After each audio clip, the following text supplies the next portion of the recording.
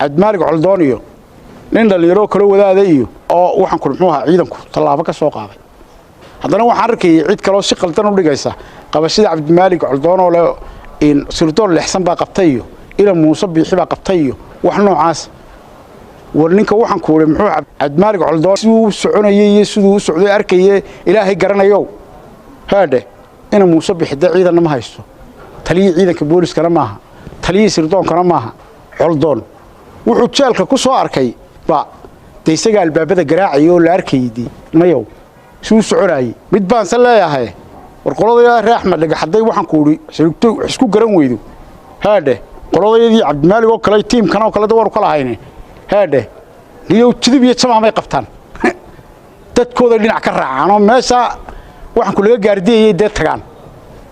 dadka dhiciisa kuma meeray waxaan ku warmasa ragaa waxaan ku muxuu ahaa waxaan ku uri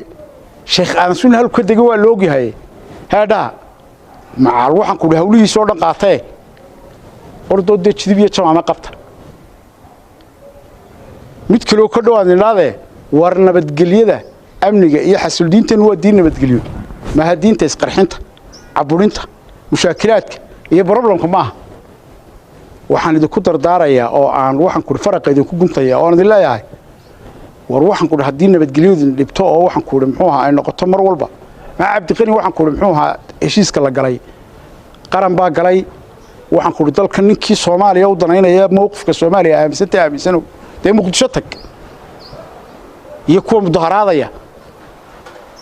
halkan madaxweynaha loo doortay masiirka ummadda isaga hagaya sharcigaasna golaha wakiilada Jamhuuriyadda Soomaaliland baa akhriga tagi doonaya golaha sharci dejinta marinkiisu mari doona ama jiriisu mari doona waxaan ku talada qaranku waxa leedahay heeraabo iyo marxalado kala duwan oo waxaan ku muxuu ahaa lagu maareeyo waxaan ku soo gabagabeynayaa hadalkayga oo aan ku soo ilaaxaya ma ku soo afmeeraya waxa inoo balana inuu dhamaanteen ka wada shaqeyno wixii qaranka Jamhuuriyadda Soomaaliland u dana Soomaalina waxaan leeyahay warnimayaha waxaan ku uri muxuu ahaa hadaad idinku doonaysaan inaad anaga noo taleysaan nooma talinaysaan anaga tasanayna qaranka iyagu dawlad buu leeyahay go'aamada dawladdeedaas qaadatay baa ku qasbantiin inaad liqdaan